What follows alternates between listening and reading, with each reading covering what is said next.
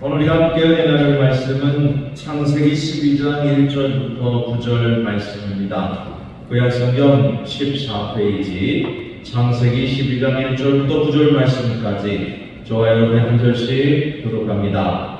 여호와께서 아브라함에게 이르시되 너는 너의 고향과 친척과 아비 집을 떠나 내가 내게 보여줄 땅으로 가라.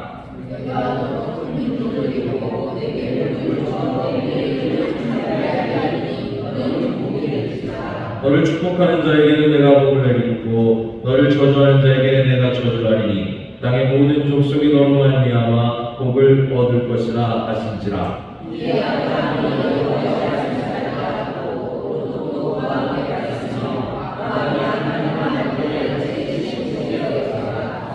아브라함이 그의 아내 사레와 족발과 하란에서 모든 소유와 얻은 사람들을 이끌고 가나안 땅으로 가려고 떠나서 마침내 가나안 땅에 들어갔더라.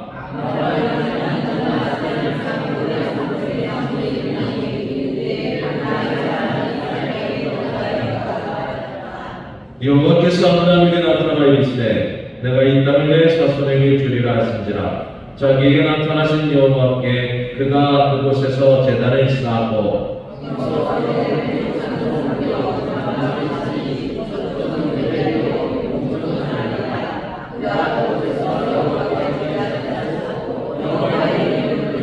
함께여 점점 안방으로 옮겨갔더라. 아멘. 하나님께서 저와 여러분에게 은혜 주시길 원합니다. 오늘 우리가 함께 나눌 말씀은 창세기 12장 1절부터 9절의 말씀으로 보이는 것을 넘어 약속으로라는 제목의 말씀으로 함께 은혜를 나누겠습니다. 여러분, 살다 보면 누구나 한 번쯤은 이런 생각을 하게 됩니다. 지금 이대로 살아도 괜찮은 걸까? 하나님께서는 나를 어디로 인도하고 계시는가? 나는 지금 하나님 뜻 안에 있는가? 특별히 나이가 들수록 새로운 시작보다 익숙함을 더 좋아하게 됩니다. 젊을 때는 모험도 하고 도전도 하지만 세월이 흐를수록 우리는 안정된 자리를 선호합니다. 익숙한 사람, 익숙한 환경, 익숙한 생활 방식이 주는 편안함이 있기 때문입니다. 그런데 오늘 본문은 우리에게 조금 낯설고도 놀라운 이야기를 들려줍니다. 하나님께서 한 사람에게 이렇게 말씀하십니다. 너는 너의 고향과 친척과 아버지 집을 떠나 내가 내게 보여줄 땅으로 가라. 가만히 생각해보면 참 이상한 명령입니다. 어디로 가는지 알려주신 것도 아닙니다. 언제 도착하실지도 말씀하지 않으셨습니다.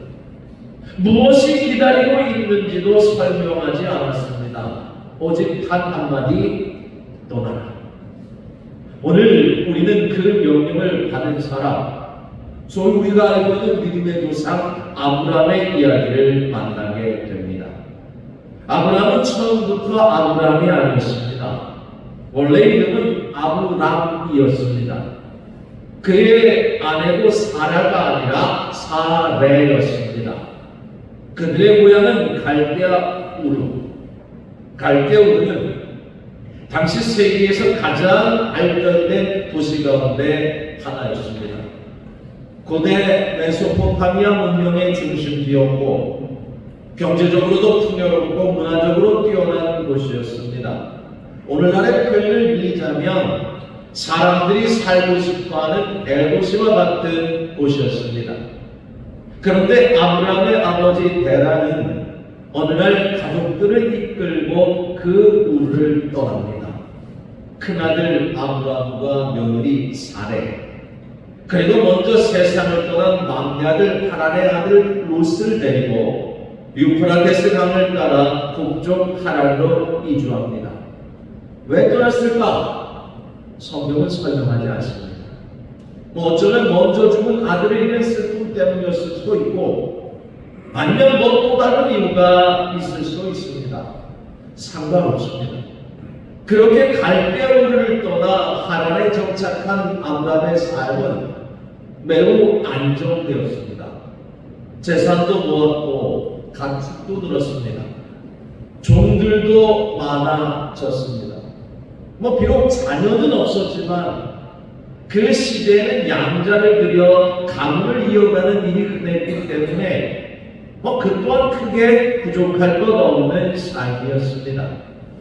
게다가 아버지 데라가 세상을 떠난 뒤에는 가문의 책임자 역할까지 맡게 되었습니다. 인간적인 생각으로 해보면 굳이 거기를 떠날 이유가 없었던 겁니다.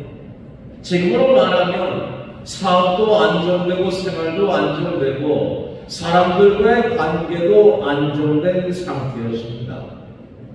그런 그때 하나님은 말씀합니다. 떠나라.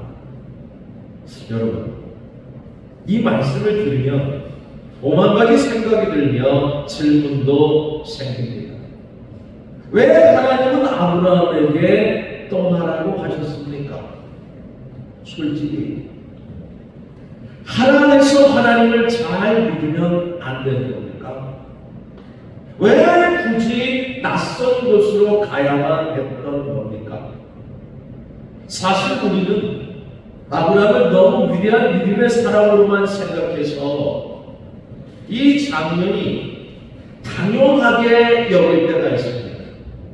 그리고 이 장면이 우리에게는 그렇게 충격으로 다가오지 않습니다. 하지만 실제로 생각해 보십시오. 고향을 떠난다는 것은 쉬운 일이 아닙니다. 평생 살아온 자리를 떠나는 일, 익숙한 관계를 떠나는 일, 내가 의지하던 것들을 내려놓는 일은 언제나 두렵습니다. 더군다나 여행도 아니고 목적지도 알지 못한 데 떠난다는 것은 더 큰 믿음을 요구합니다. 그런데 보십시오. 아브라함은 결국 하나님의 음성을 듣고 그것을 떠납니다. 여기서 궁금합니다. 아브라함이 하나님의 음성을 들었다고 하는데 과연 그러면 아브라함은 어떤 방식으로 하나님의 말씀을 들은 겁니까? 한 걸음 더 나아갈까요? 그 음성이 정말 하나님의 음성 맞습니다. 사람은 때때로 자기 생각을 하나님 뜻으로 착각하기도 하고 자기 욕망을 하나님의 음성으로 오해하기도 합니다. 그런데 아브라함은 분명히 알았습니다.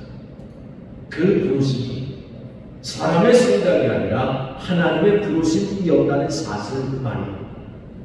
그래서 그를 선택합니다. 익숙함보다는 순종을 말입니다. 안정보다는 믿음을 선택했고 보이는 것보다 보이지 않는 하나님의 약속을 붙들었습니다. 여러분, 흥미롭게도 성경에는 이와 비슷한 장면이 또 나옵니다. 바로 모세의 이야기입니다. 모세 역시 하나님의 말씀을 듣고 애굽을 떠나야만 했습니다. 이스라엘 백성들은 애굽 고센 땅에서 수백 년 동안 살아왔습니다. 그곳은 비옥한 땅이었고 삶의 터전이었습니다. 그런데 하나님은 모세에게 말씀하십니다. 떠나라. 아브라함에게도 떠나라고 하셨고 모세에게도 떠나라고 하셨습니다. 왜 그런 겁니까? 하나님도 당시 제국의 영향력 아래에 있었고 애굽 역시 거대한 제국이었기 때문입니다. 제국은 사람에게 평안함을 주지만 동시에 하나님 없이도 살 수 있다는 착각을 줍니다. 풍요로움을 주지만 하나님을 잊게 만들기도 합니다. 그래서 하나님은 때때로 당신의 사람들을 익숙한 자리에서 불러내십니다. 이것은 단순히 장소를 옮기는 일이 아닙니다. 삶의 방향을 바꾸는 일입니다. 세상을 의지하던 삶에서 하나님을 의지하는 삶, 보이는 것을 붙들던 삶에서 약속을 붙드는 삶으로 옮겨가는 것입니다. 오늘 저와 여러분이 함께 읽었던 이 본문은 바로 그 믿음의 출발점에 서 있는 아브라함의 이야기입니다. 그리고 이 이야기는 단지 4,000년 전에 한 사람의 이야기만 아닙니다. 어쩌면 오늘 우리를 향한 하나님의 이야기일지도 모릅니다. 하나님께서는 지금도 우리에게 말씀합니다. 내가 의지하는 것에서 떠나라. 세상의 계산에서 떠나라. 그리고 내가 보여줄 그 길을 따라 오너라. 여러분, 아브라함은 이 부르심 앞에 어떻게 응답했습니까? 그리고 그 떠남의 길 끝에서 그는 무엇을 봤습니까? 이제 우리 오늘 본문을 통해 그 믿음의 여정을 함께 따라가며 이 이야기를 조금 더 깊이 들여다보겠습니다. 우리는 흔히 아브라함이 하나님의 말씀을 듣고 순종하여 떠났다고만 생각합니다. 물론 맞는 얘기입니다. 그러나 그 떠남의 의미를 조금 더 깊이 생각해보면 그의 순종은 단순한 이사가 아니었습니다. 그의 지금 선택은 삶의 방향을 바꾸는 결단이었고 세상이 주는 안정에서 하나님의 약속으로 옮겨가는 믿음의 걸음이었습니다. 조금 전에 말씀드렸다시피 하나는 작은 시골 마을이 아니었습니다. 메소포타미아 문명권 안에 있던 아주 번성한 곳이 사람도 많고 물자도 풍부했고 경제도 안정된 곳이었습니다. 아브라함은 그곳에서 이미 자리를 잡았습니다. 재산도 가축도 종들도 거느렸습니다. 크게 부족함이 없는 삶이었습니다. 그의 나이 75 된 사람에게는 새로운 도전보다 지금의 삶을 유지하는 것이 훨씬 더 현명해 보입니다. 그런데 하나님은 그런 아브라함에게 말씀합니다. 떠나라. 왜 다른 것도 많은데 하나님은 그에게 떠나라고 명령하실 겁니까? 목적지도 없었습니다. 약속부터 주셨습니다. 사람은 보통 약속보다는 지도를 원합니다. 결과를 먼저 알고 싶어 합니다. 안전을 확인한 뒤에 움직이려고 합니다. 그런 것이죠. 하나님은 아브라함에게 내비게이션이 시험이 아니라 약속을 주셨습니다. 내가 내게 보여줄 땅으로 가라. 이것이 믿음입니다. 믿음은 모든 것을 알고 가는 것이 아닙니다. 믿음은 모든 것이 보장되어서 가는 것도 아닙니다. 믿음은 하나님을 신뢰하기 때문에 가는 겁니다. 사실 지금 아브라함 마음속에는 세상이 줄 수 없는 어떤 갈증이 있었습니다. 그 갈증 때문에 그는 떠난 겁니다. 재산이 있어도 채워지지 않는 갈증, 안정이 있어도 해결되지 않은 공허함, 성공이 있어도 사라지지 않는 그 목마름, 그리고 하나님께서는 그 갈증 가운데 찾아오셨습니다. 오늘 성경 본문을 보십시오. 지금 제가 여러분께 갈증이라고 말씀을 드렸는데 성경은 그것을 복이라고 설명합니다. 내가 너로 큰 민족을 이루고 내게 복을 주어 내 이름을 창대하게 하리니 너는 복이 될지라. 우리는 복이라고 하면 먼저 건강, 재물, 성공을 떠올립니다. 물론 그것들도 하나님의 은혜일 수 있습니다. 하지만 성경이 말하고 있는 그 복은 훨씬 더 깊습니다. 성경에서 복이라고 말하는 것은 하나님과의 다른 관계에서 시작됩니다. 여러분, 우리가 잘 아는 시편 1편을 한번 보십시오. 시편 1편은 복 있는 사람을 설명합니다. 그리고 그것을 설명하면서 복에 대해서 재산이 많은 사람이라고는 말하지 않습니다. 또 높은 자리에 오른 사람이라고도 말하지 않습니다. 성경이 말하는 복은 여호와의 말씀을 즐거워하여 그 말씀을 묵상하는 사람이라고 말합니다. 왜 그렇습니까? 하나님이 복의 근원이기 때문입니다. 하나님과 함께하는 사람은 환경이 흔들려도 중심은 흔들리지 않습니다. 형편이 어려워도 소망을 잃지 않으며 눈물은 있어도 평안을 누릴 수 있는 겁니다. 이게 바로 성경이 말하는 복입니다. 그래서 우리가 생각하는 75세 노인이 하나님보다 훨씬 촉박한 가나안을 향해 떠날 수 있었던 겁니다. 겉으로 보면 손해 봤습니다.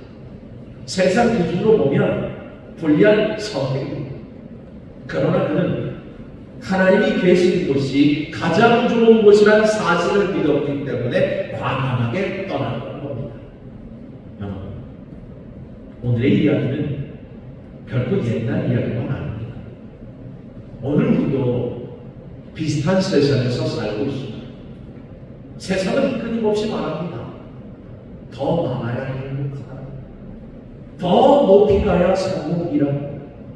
더 유명해져야 가치 있다고 말합니다. 스마트폰을 열어도 그런 목소리가 쏟아집니다.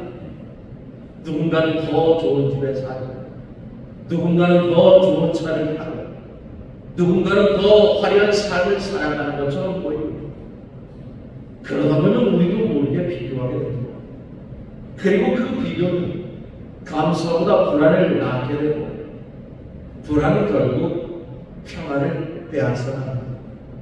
그래서 현대인은 어느 시대보다 풍요로운 시대를 살면서도 어느 시대보다 지쳐 있습니다. 하나님은 오늘도 우리에게 말씀합니다. 그곳에서 떠나라. 혹 돈을 버리라는 말로 이해하지 마십시오. 직장을 그만두라는 뜻도 아닙니다. 세상에 말하는 가치관에서 떠나라는 겁니다. 비교에서 떠나고, 욕망에서 떠나고, 두려움에서 떠나고, 사람 흔적에 매여있는 삶에서 떠나라는 겁니다. 그리고 하나님의 언약 약속 안으로 들어오라는 겁니다. 여러분, 아브라함이 받은 복 가운데 가장 중요한 것은 재산이 아니었습니다. 그는 하나님의 약속을 붙들고 살게 된 것입니다. 그래서 그의 삶은 달라진 겁니다. 좋은 일이 생기면 하나님의 은혜를 모았고, 어려운 일이 생겨도 하나님의 인도를 기다렸습니다. 결국 그는 모든 사건 속에서 하나님의 손길을 발견하기 시작합니다. 이것이 바로 믿음의 사람의 특징입니다. 세상 사람들은 사건만 봅니다. 그러나 믿음의 사람은 그 사건 위에 계신 하나님을 봅니다. 세상 사람은 환경이 지배당하지만 하나님의 사람은 약속을 붙듭니다. 그래서 아브라함은 평생 나그네처럼 살았지만 가장 복된 사람이 된 것입니다. 신약의 바울은 이것을 이렇게 설명합니다. 이신천의 믿음으로 의롭다함을 받는 삶이라고 설명합니다. 복, 이것은 결국 하나님께 인정받는 겁니다. 사람의 박수보다 하나님의 기쁨을 구하는 것, 사람의 평가보다 하나님의 약속을 신뢰하는 것.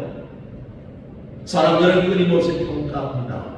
무엇을 가졌고, 얼마나 성공했고, 얼마나 능력이 있는지를 따집니다.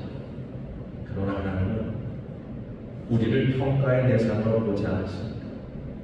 우리는 평가의 대상이 아니라 사랑의 대상입니다. 그래서 예수님은 하나님을 아버지라 부르셨습니다. 우리는 자녀를 점수로 사랑하지 않습니다. 성적으로 사랑하지 않고 조건으로 사랑하지 않습니다. 그냥 존재 자체를 사랑합니다. 이게 바로 아브라함이 발견한 복이었습니다. 그래서 그는 떠났습니다. 그리고 어쩌면 오늘 우리에게도 하나님은 같은 말씀을 하고 계시는지 모르겠습니다. 너는 네가 의지했던 것을 떠나라. 사람의 평가에서, 두려움에서, 비교에서 떠나라. 그리고 내가 보여줄 약속의 땅으로 가라. 세상이 주는 안정이 아니라 하나님의 약속을 붙드는 삶, 사람의 인정이 아니라 하나님의 인정을 구하는 삶, 이게 바로 아브라함이 걸어갔던 믿음의 길이자 오늘 우리를 향한 하나님의 부르심인 줄 믿습니다. 이제 말씀을 맺으려고 합니다. 자, 그러면 여러분, 우리는 어떻게 살아야 합니까? 오늘 이 말씀을 들으며 어떤 분들은 이렇게 질문하실 수도 있습니다. 목사님, 그렇다면 오늘 우리의 하나는 무엇입니까? 우리는 무엇을 떠나야 합니까? 약속을 붙든 삶이 왜 복입니까? 사실 저는 여러분에게 정답을 드릴 수는 없습니다. 왜냐하면 사람마다 붙들고 있는 하나는 다 다르기 때문입니다. 어떤 이에게 하나님이 복일 수도 있고, 어떤 분에게는 하나는 사람의 인정일 수도 있고, 체면일 수도 있고, 두려움일 수도 있습니다. 또 어떤 분에게는 오래된 상처일 수도 있고, 어떤 분에게는 걱정과 염려가 하나님일 수도 있습니다. 하나님보다 더 의지하고 하나님의 약속보다 더 붙들고 있는 것이 있다면 그것이 바로 우리의 하나님입니다. 문제는 하나님 자체가 나쁜 것은 아닙니다. 아브라함에게서 하나는 편안한 곳이자 안전한 곳이며 익숙한 곳이었습니다. 그러나 하나님은 그 편안함보다 더 큰 은혜를 준비하고 계셨습니다. 그래서 떠나라고 말씀하는 겁니다. 여러분, 믿음은 단순히 하나님을 아는 것이 아닙니다. 하나님을 따라가는 겁니다.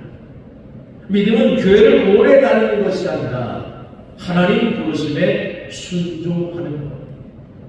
믿음은 과거의 은혜를 간직하는 것이 아니라 오늘도 힘들지만 하나님의 인도하신 자리로 한 걸음 내딛는 겁니다. 그래서 하나님은 지금도 우리에게 말씀합니다. 내가 의지하는 곳에서 떠나라. 그리고 내가 내게 보여줄 땅으로 가라. 여기서 떠난다는 것을 장소를 옮기는 것을 의미하지는 않습니다. 생각이 바뀌는 것이고 삶의 중심이 바뀌는 것이자 세상을 바라보는 시선이 바뀌는 겁니다. 사람의 약속보다 하나님의 약속을 신뢰하는 삶으로 옮겨가는 겁니다. 예배도 마찬가지입니다. 우리가 예배 자리에 나온다는 것은 잠시 세상의 분점을 기부하고 영적인 가난을 향해 수를 가는 겁니다. 한 주간 붙들었던 생각, 걱정, 염려를 내려놓고 하나님 말씀 앞으로 나오는 겁니다. 그 자리에서 우리는 세상이 줄 수 없는 은혜를 경험합니다.